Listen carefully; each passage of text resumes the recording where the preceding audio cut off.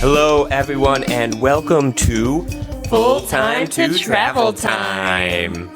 I am your co-host, Isaac, and I'm here with Kim. Hello. And we're really excited to be launching this first episode of our podcast. Woo woo. On this podcast, we'll be sharing with you how we went from working over full time to being able to travel the world whenever we want. Wow, now that we have been traveling continuously for 6 years straight, one thing that we've learned is that it's actually the journey that causes the joy, growth, and outrageousness, not the destination. So throughout this podcast, we are going to be sharing with you our stories, lessons learned, and how you can start taking steps to travel time. It sounds like it's going to be a freaking awesome podcast, Isaac. I am so excited for all of you to join us in experiencing the wild ride of traveling full time. So, Kim, I want to know, who is this podcast for? Well, are you interested in travel, Isaac? I am. Then I'd say it's for you. Oh, nice. That's great. I honestly think it's as simple as that. Maybe I'm going to listen to this podcast as soon as we record it because it's for me. I could hear the crack in your voice. You are excited, I'm pretty excited. Authentically. So, Isaac, on that note, what is this show about? So this show is really going to be digging into how to start traveling now.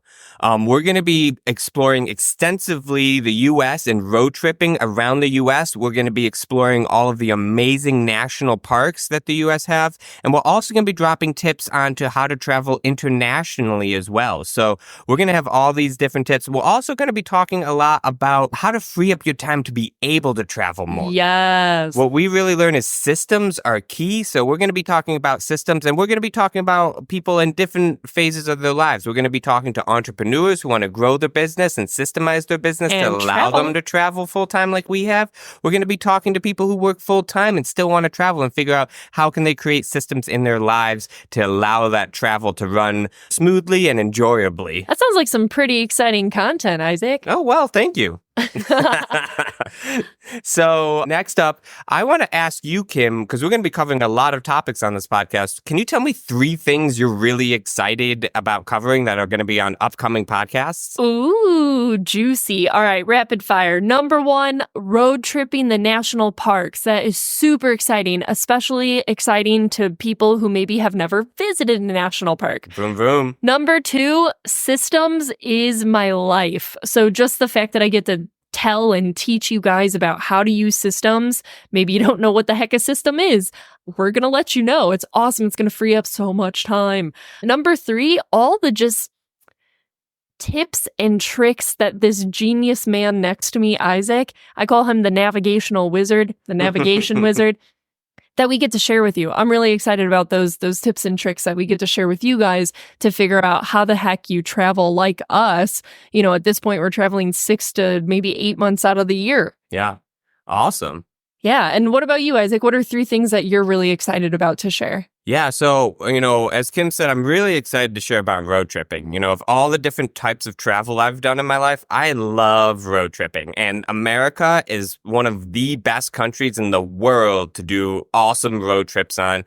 One of the most amazing things about America is that we have almost every single landscape you could imagine within our country, which is quite rare compared to most other countries. Yeah. So, we have literally gone from 100-degree heat to 70-degree heat in a matter of hours, just from driving up a mountain. Oh, yeah, that's a story for another day. Throwing snowballs and hanging out in sunshine. That was a day. That was a day. So I'm also really excited to dive into a lot of the tips that we've learned about how to live a travel lifestyle. Yeah. We've been able to create a life and a business that revolves around us being able to travel full-time wherever we want. Whenever we go on a vacation, it's not really a vacation. We call it exploration. People are like, oh, was that for business or was it for pleasure? And it was like, for life? Both, whatever we want it to be. We hiked to 13,000 mountains in one day. We've driven through a herd of elk. We climbed the second tallest mountain in the 48 states. And we had the best chicken ever in a Peruvian place in Utah, of all places. Isn't that nuts? Absolutely. So we're excited to jump in. But first and foremost, I want to introduce my co-host, Kim Coates. She actually went to school. She knew from a young age she really wanted to help animals, and she was able to accomplish that quite early in her career because she was able to get a vet tech degree and then serve as a vet tech for 8 years, I believe. 9 years. 9 years. Oh, yeah. She really loved it. However, we found that she was actually going more into debt every single year. And I wanted to teach her a new way of making money, so I introduced her to entrepreneurship. So she was able to learn about entrepreneurship, transition into entrepreneurship, and now she's the COO of our company, Localfi. Before I let her kind of tell you her story, I just want to say one unique thing I love about Kim is she makes really cute noises on a regular basis. And I hope that shows up on the podcast. Let's find out. Let's find out. Let's see how that sounds. So without later. further ado, Kim, why don't you tell us your story? Well, thank you, Isaac. Who am I? Well, let's find out together, shall we? So thank you, Isaac, for telling my story in a nutshell. But yes, like Isaac said, I have always loved animals. Even since I was a little girl, like 4 years old, I had my fake stethoscope and things. I wanted to work in the animal field. So I went to college for veterinary medicine and accomplished what I felt was my life goal in my young 20s. I already had a career. I was so happy working in this field. However, after doing the routine, for quite a few years at that point, going to work, going home, going to work, going home, I kind of just felt like something was missing. I was convinced that I'd be doing this for the rest of my life, but I didn't really understand or know what else was out there. So fast forward, I decided on a whim to move to Arizona from Indiana. This was a big deal, you guys. I'm sure some of you have moved cross country. It's scary. A little less scary when your mom has moved there maybe 3 to 4 months before you did. Thanks, Mom. So on that note, Mom actually worked at Mayo Clinic in Arizona. And after working there and I lived in Arizona, she called me one day and was like, "Hey, Kim, I think I found out what may be wrong with you." Now let's rewind. Always a good thing when your mom says that to you. Yeah, right. I think there's something wrong with you. Dang. She meant it out of sweetness. Always brightens your day. So I was actually born with my chest concave, like it was sunken in. And as I got older and older, it kept getting deeper and deeper. And I would randomly black out sometimes.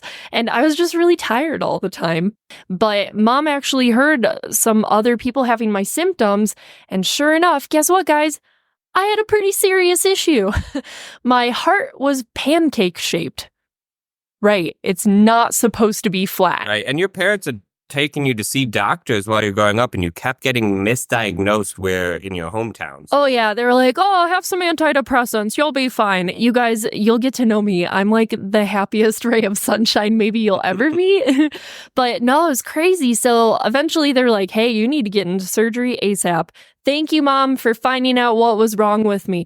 I have more energy to live. Anywho, I'm very excited and grateful for what has been diagnosed. But since I had that surgery, so in 2016, I had my first surgery to fix my flat heart. They actually had 2 steel bars put into my chest to brace up my rib cage so that my heart could be normal shape and I didn't black out anymore. And when that happened, obviously that was a doozy of a surgery.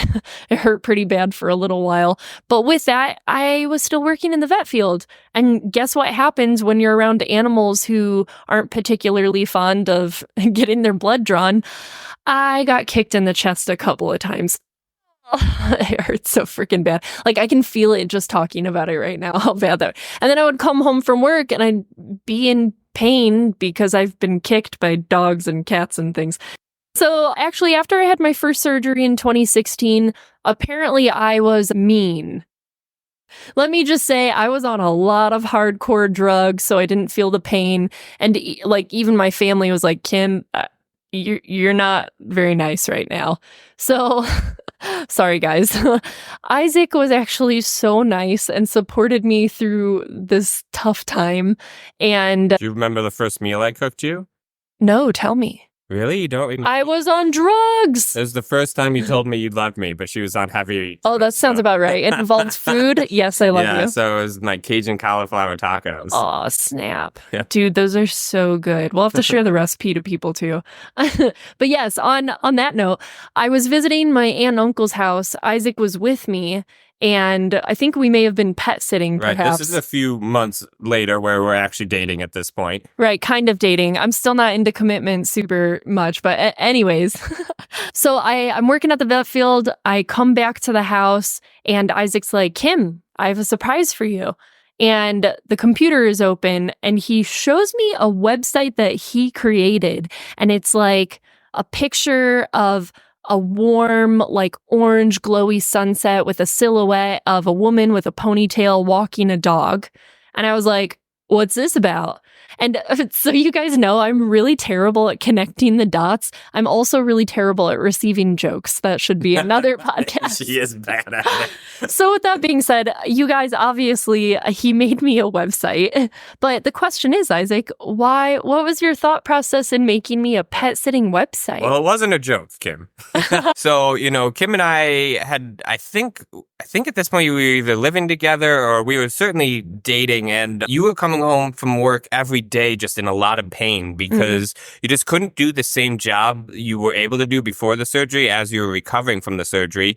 And so I, came up with a creative way for you to supplement the income, and I wanted to introduce you to this concept that you could make money without working for somebody else.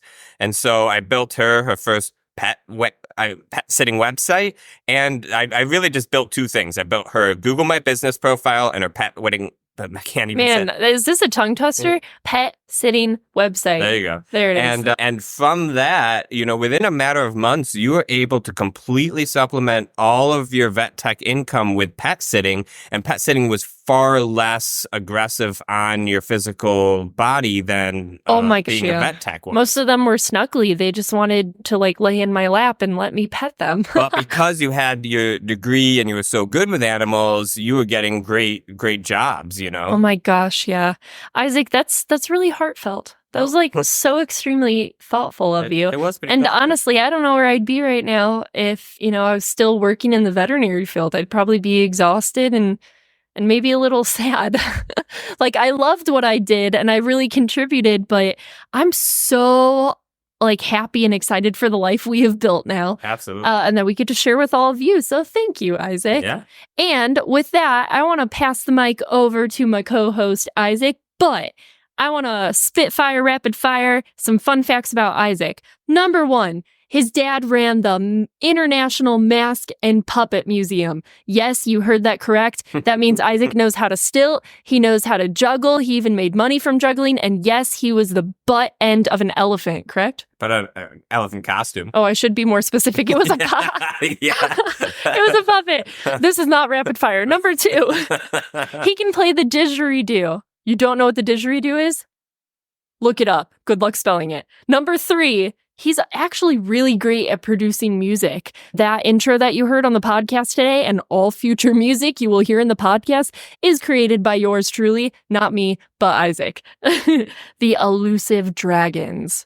Awesome. So with that, Isaac, tell us a little bit about yourself. Well, first, though, I got to tell a story because this is pretty funny. So she comes home and I show her this website and she's with her cousin at the time, Katie.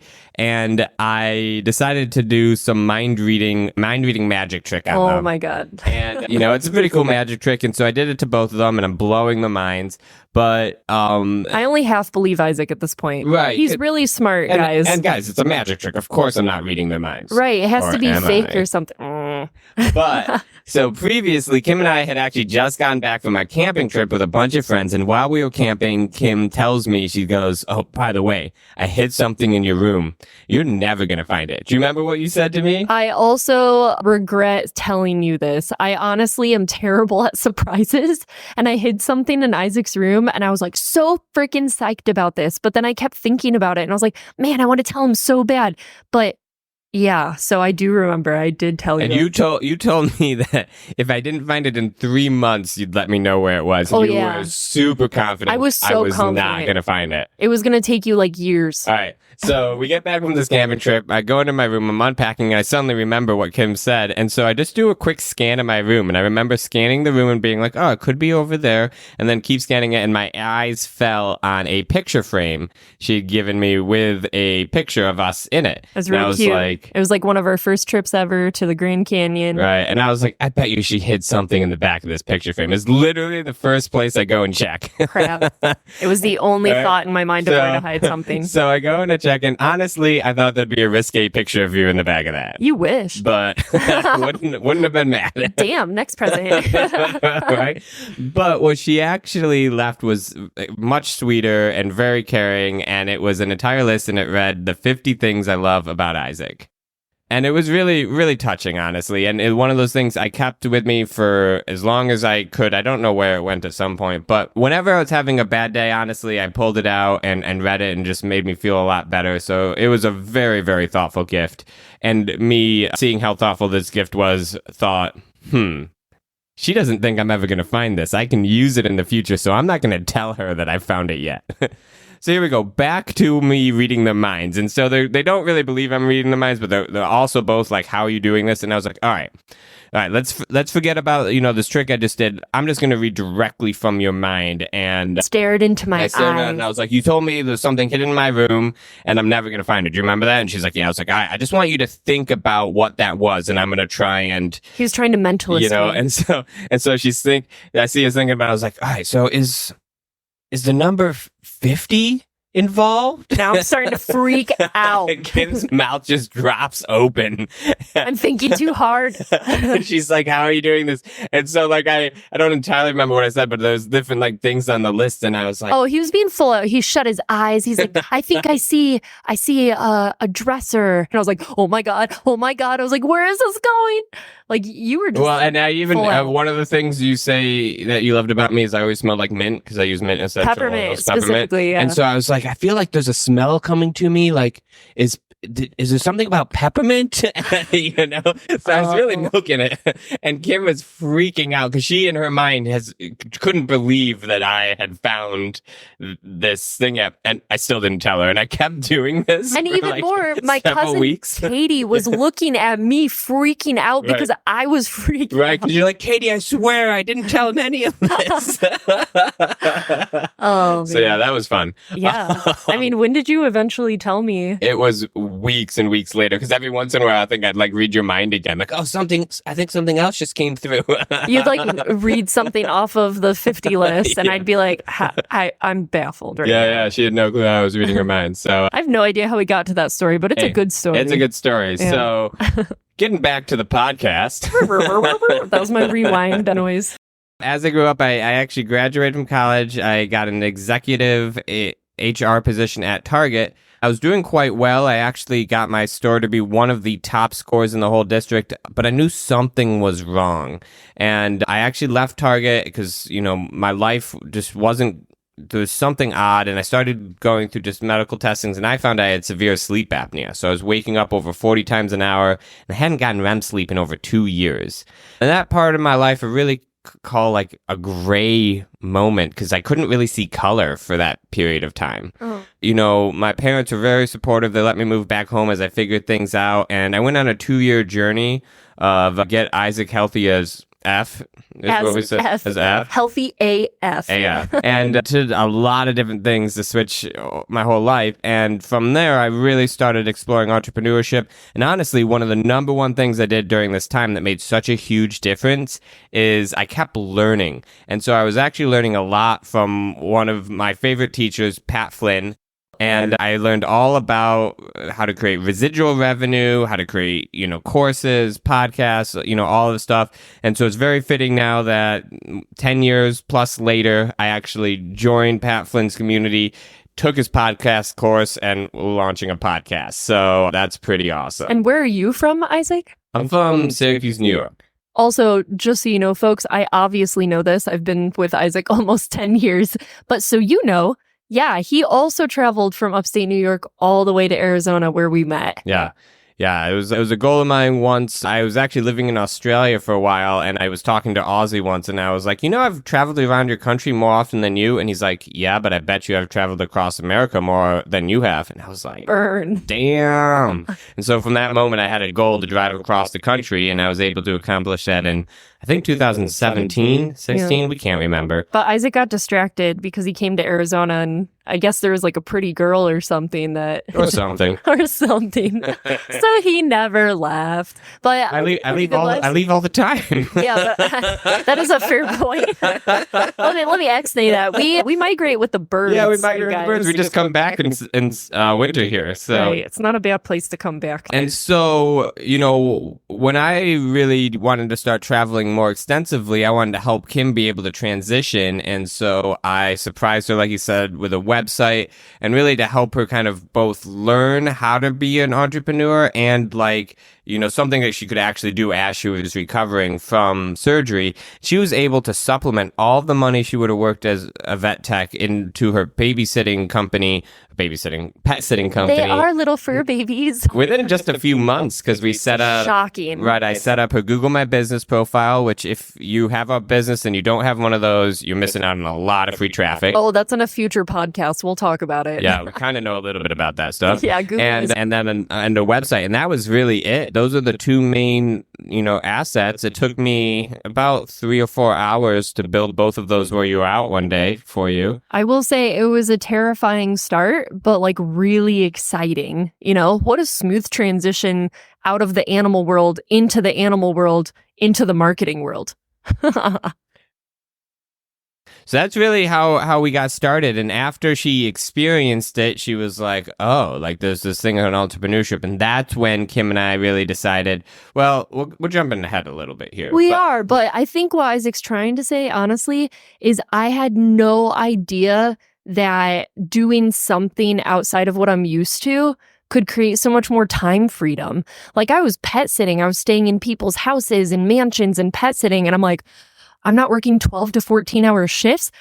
What do I do with myself? Which is really exciting. I've always loved nature, and Isaac has always loved nature. And we kind of combined all of our loves and passions into travel. Yeah. So what's coming with that transition? I want to talk about what is coming.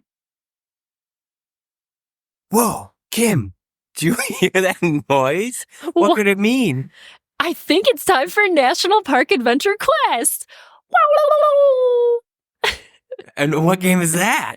Where we quest for questions, obviously, about national parks, right? Let's do this. All right, so the rules of this game are simple. I'm going to ask you a question, and I don't want the best answer. I want the first thing that pops into your mind. Ooh, it might get weird. All right. Question number 1. Commence. Which national park do you think offers the best hiking trails? Oh, Rocky Mountain National Park, obviously. I'm biased because it's my favorite, but yes, it has the best. Okay. My turn. Isaac, are there any national parks you'd like to visit in the future? And obviously the answer is yes, so why? There are 23 national parks I want to visit in the future because that would complete all of our 63 national parks. Wow, that's a lot. I really am excited for a lot of the parks in Alaska, Denali, and I'm excited for... We haven't been to Glacier yet, which is everyone's favorite national park. So. Let's go to Montana. What's in Montana? I have no idea. Glacier. Okay. Yeah. Okay. Kim. Yes. What is your favorite food you've eaten in a national park? Oh my gosh. He told me to... Oh, wait, it's in a national park.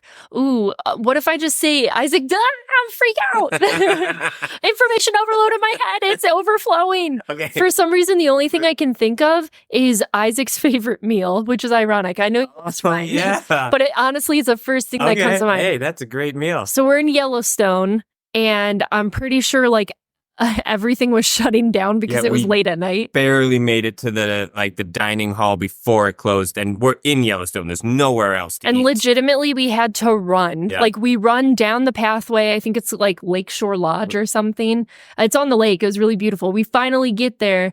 Isaac decides to get a pot roast. I got the pot roast, and I don't know why, but it was calling to me. I'm sure there's people out there who like pot roast. It's just not something I've ever sought out myself. Yeah. You know? Yeah. But from what you've told me, Isaac, this was like melt in your mouth to die. I gave you for. a bite. Like, Yeah. it was like... So I'm describing it. It was melted in your mouth. From what I heard and tasted. It was wild, though. I'm eating this being like, what am I eating right now? This is so good. I was like, Kim, I know you don't want to try a bite of this, but I'm going to make you try a bite of this. I really didn't want to, like, pot roast doesn't sound like a sexy, appetizing food, you know? You're right. It was the best pot roast I've ever had in my life and one of the best meals we've ever had in any national park. I don't even remember. He lost his breath. I don't even remember what you ate. No recollection. No, and I'm really good at remembering fantastic meals, you guys. So, all right. That was a bit of a sidetrack. Yeah, sidetrack. My turn. Isaac, what activities do you enjoy most when visiting national parks? Oh, this is too easy, right? Well, I love the scenic drives. Almost every single national park has a scenic drive. We usually do it on like day 2, right? Because the first day we do some heavy hiking, and the next day we want to give our legs a break, so we do a scenic drive. That's a tip. That's a tip. Write it down. Tip alert. Tip alert. When you're exhausted and your legs are killing you, do the scenic drive the next day. Yeah. So I the scenic drives in the national parks really blow me away, and so that's one of my favorite things. That's fantastic. Yeah. Cool. I think we have completed our first round. Let's high five. That is probably way too loud for listeners at home. Sorry, let's I'm gonna mute that clap quieter. We're gonna do it quieter. Okay. Yeah, there you go. Yeah, we did it. If that was the game. What was the game name again? We quest for questions. The National Park Adventure Quest. I like it when you said the tagline first. Yeah, I think it works better that way. That's a good one. Yeah, it's good. Especially the noise. All right. I like that. Awesome. Sweet. Now, I don't just want to share what's coming on this podcast, but I'm really excited to be able to give you guys something you can actually use right now. I'm talking today. Today. So let's talk about it, Isaac. Let's give these people what they want. So, Isaac, if somebody wants to start traveling right now, today, tomorrow, what advice can you give them? Well, the number one advice, and this really helped us on our journey, was to actually find stuff near you first and start traveling locally. I honestly thought until my late 20s that you had to travel abroad to see something amazing. But what I've learned about traveling all across the U.S. is there's something within 2 hours of you that is freaking epic. And Isaac, how did you learn? Because honestly, I just want to touch on this because it's kind of funny. How did you learn that there's cool things in America? Honestly, obviously I did some travel growing up, but it was our first and second trips we took together. Our first trip was to Sedona and the Grand Canyon. Like, whoa. Then our second trip, we tried to get into the Wave, which is one of the most photographic areas in the world, but they only let 20 people in a day. And so we went to the in-person auction. The lottery. Yeah. And we lost. And even dogs count as people. So it's like, come on. So after losing, I'm talking to one of the rangers and being like, what else should we do? And they directed us to Bryce Canyon, which is about an hour drive from where we were at the time. But, worth it. Man, when we got into Bryce Canyon, I was like, wait a second. Is every national park this epic? Like, I just thought the Grand Canyon was like something like unique, and it is. It's very unique.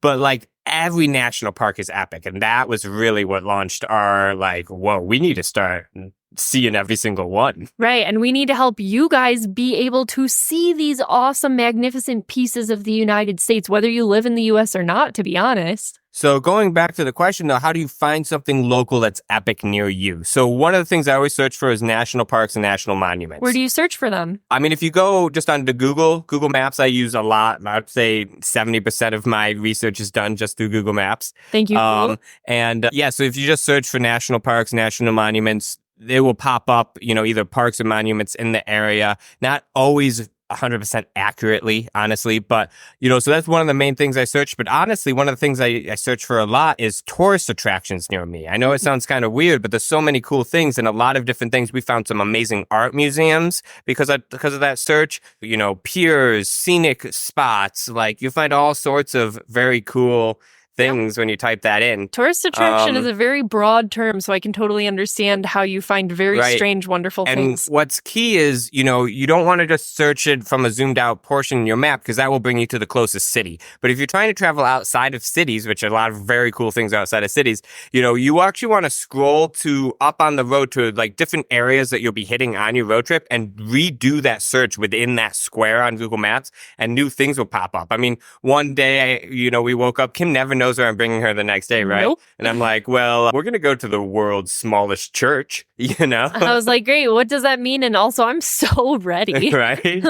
So we went to the world's smallest church. It had 2 pews. Yeah. Yeah. We've done all sorts of things that we found because of that search. So. And that was because you typed in tourist attraction? Yeah, it's wild. That's like the number one search I find that pops things up. I'll also search scenic views. That will give you like overlooks on different highways, and that's a good search. A lot of times I search hot springs near me because I want to find hot springs. That only works sometimes too, though, right? Yeah. Hot springs, it gets confused, you guys, because hot springs are amazing, but there's a surprising amount of places called hot springs. Yeah, so you actually have to, again, do my method of zooming in to a specific part of the map and searching. Yeah, very true. But Isaac, you mentioned scenic views, right?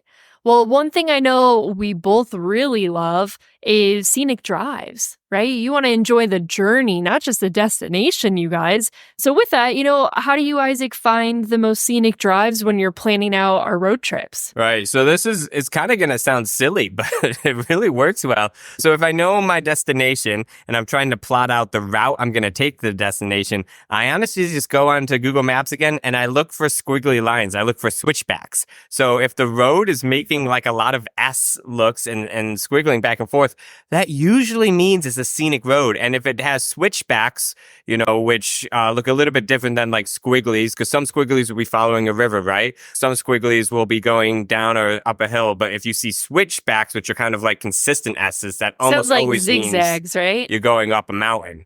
Mountains lead to beautiful views. Is that what you're trying to say?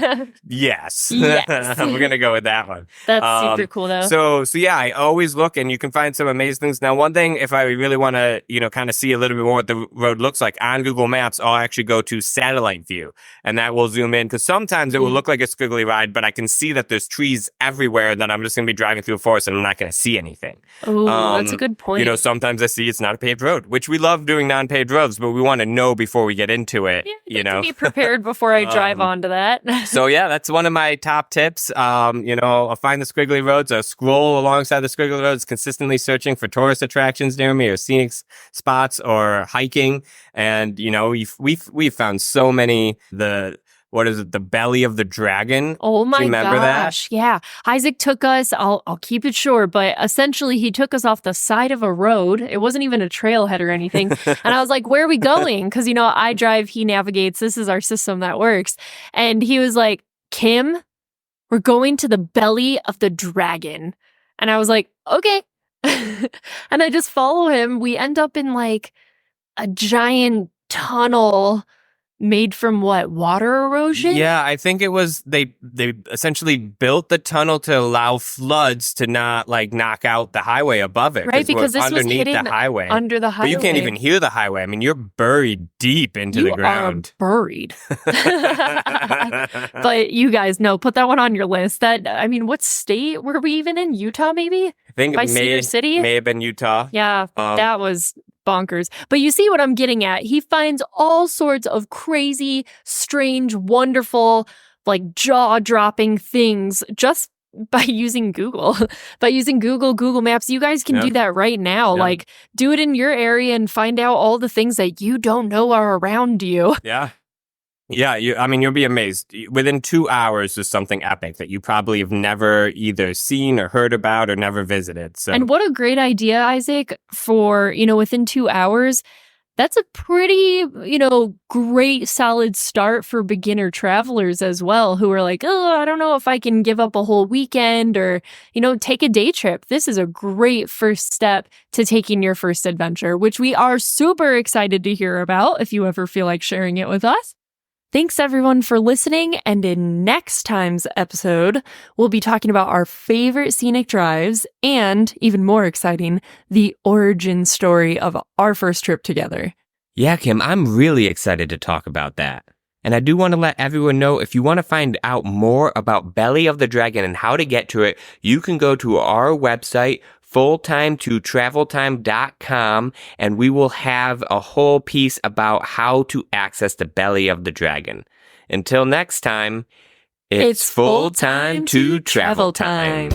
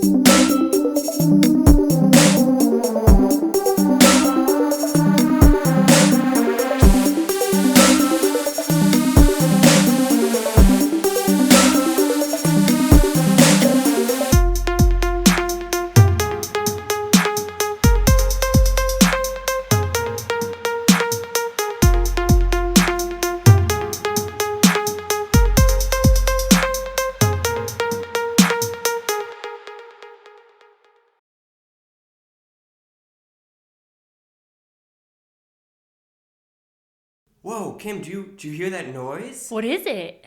I think that means it's time to play a game. Ooh, what game? What game? Okay, National Park Adventure Quest time! Woo! I thought you had a whole tagline and everything. Oh yeah, it's where we quest for questions. Okay. Maybe we should redo that. It, okay. Take 2. Whoa, Kim, do you hear that noise? What noise, Isaac? Sorry, he's so funny. Okay, take 3. Don't you hear it in the background? I think it means something. We're redoing it. It does mean something. Take 3.